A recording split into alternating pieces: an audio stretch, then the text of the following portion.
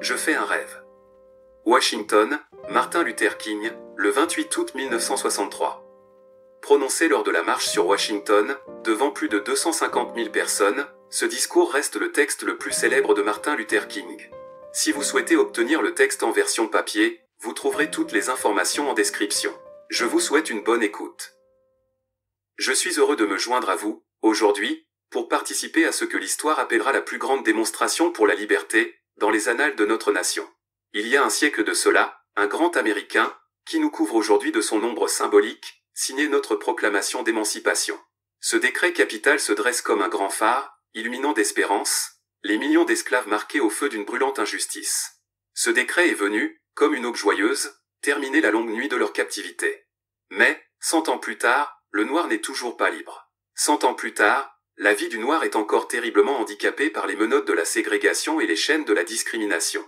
100 ans plus tard, le noir vit à l'écart sur son îlot de pauvreté, au milieu d'un vaste océan de prospérité matérielle. 100 ans plus tard, le noir languit encore dans les coins de la société américaine et se trouve exilé dans son propre pays.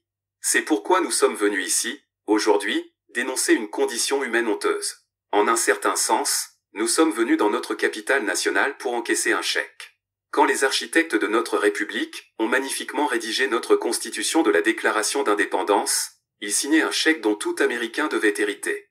Ce chèque était une promesse qu'à tous les hommes, oui, aux noirs comme aux blancs, seraient garantis les droits inaliénables de la vie, de la liberté, et de la quête du bonheur. Il est évident aujourd'hui que l'Amérique a manqué à ses promesses, à l'égard de ses citoyens de couleur. Au lieu d'honorer son obligation sacrée, l'Amérique a délivré au peuple noir un chèque en bois, qui est revenu avec l'inscription « Provision insuffisante ».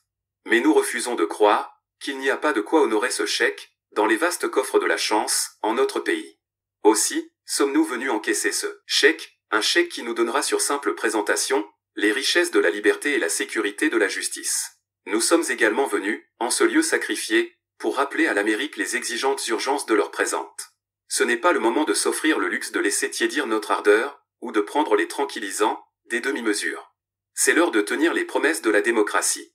C'est l'heure d'émerger des vallées obscures et désolées de la ségrégation, pour fouler le sentier ensoleillé de la justice raciale. C'est l'heure d'arracher notre nation des sables mouvants de l'injustice raciale, et de l'établir sur le roc de la fraternité. C'est l'heure de faire de la justice une réalité pour tous les enfants de Dieu. Il serait fatal pour la nation de fermer les yeux sur l'urgence du moment. Cet étouffant été du légitime mécontentement des Noirs ne se terminera pas sans qu'advienne un automne vivifiant de liberté et d'égalité. 1963 n'est pas une fin, c'est un commencement. Ceux qui espèrent que le noir avait seulement besoin de se défouler, et qu'il se montrera désormais satisfait, auront un rude réveil, si la nation retourne à son train-train habituel. Il n'y aura ni repos, ni tranquillité, en Amérique, jusqu'à ce qu'on ait accordé au peuple noir ses droits de citoyen. Les tourbillons de la révolte ne cesseront d'ébranler les fondations de notre nation, jusqu'à ce que le jour éclatant de la justice apparaisse. Mais il y a quelque chose que je dois dire à mon peuple, debout sur le seuil accueillant qui donne accès au palais de la justice. En procédant à la conquête de notre place légitime, nous ne devons pas nous rendre coupables d'agissements répréhensibles. Ne cherchons pas à satisfaire notre soif de liberté, en buvant à la coupe de l'amertume et de la haine. Nous devons toujours mener notre lutte sur les hauts plateaux de la dignité et de la discipline. Nous ne devons pas laisser nos revendications créatrices dégénérer en violence physique. Sans cesse, nous devons nous élever jusqu'aux hauteurs majestueuses, où la force de l'âme s'unit à la force physique.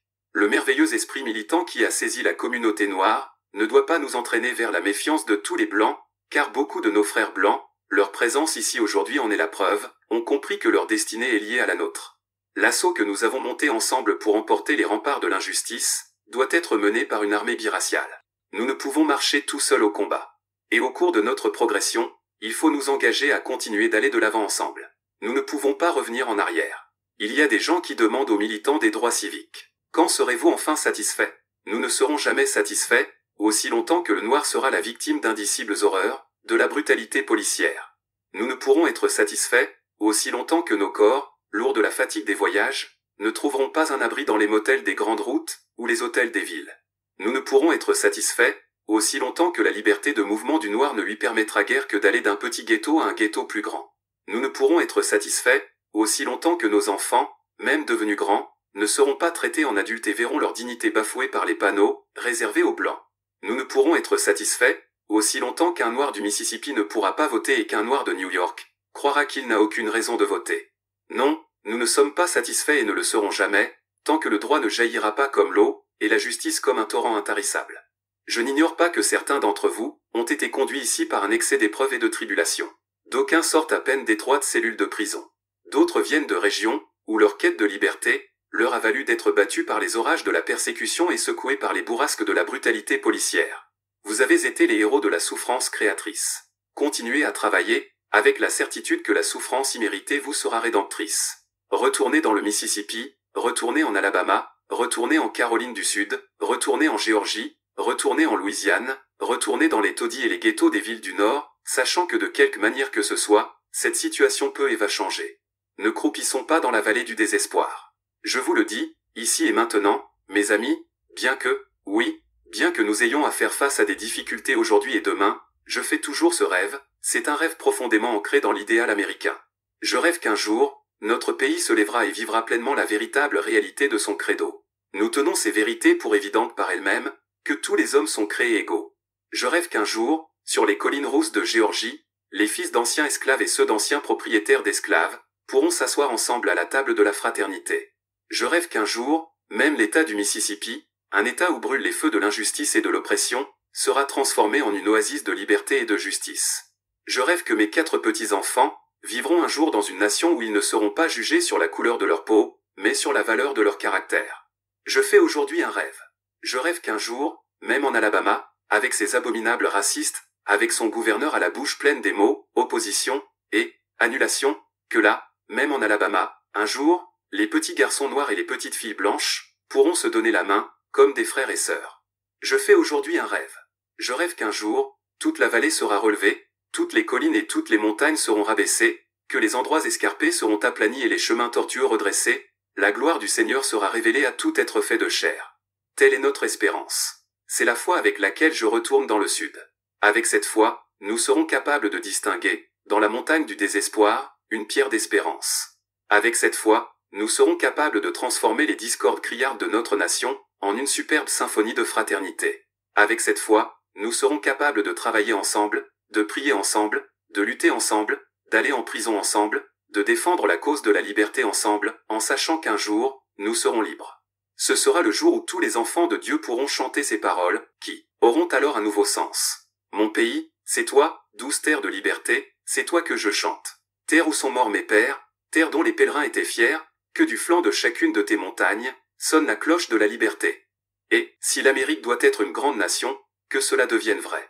Que sonne la cloche de la liberté, du haut des merveilleuses collines du New Hampshire. Que sonne la cloche de la liberté, du haut des montagnes grandioses de l'État de New York. Que sonne la cloche de la liberté, du haut des sommets des Alleghanies de Pennsylvanie. Que sonne la cloche de la liberté, du haut des cimes neigeuses des montagnes rocheuses du Colorado. Que sonne la cloche de la liberté, depuis les pentes harmonieuses de la Californie. Mais cela ne suffit pas. Que sonne la cloche de la liberté, du haut du mont Stone de Géorgie. Que sonne la cloche de la liberté, du haut du mont Lookout du Tennessee. Que sonne la cloche de la liberté, du haut de chaque colline et de chaque butte du Mississippi. Du flanc de chaque montagne, que sonne la cloche de la liberté. Quand nous permettrons, à la cloche de la liberté, de sonner dans chaque village, dans chaque hameau, dans chaque ville, et dans chaque État, nous pourrons fêter le jour où tous les enfants de Dieu, les noirs et les blancs, les juifs et les non-juifs, les protestants et les catholiques, pourront se donner la main et chanter les paroles du vieux négro spirituel. Enfin libre, grâce en soit rendue au Dieu Tout-Puissant, nous sommes enfin libres.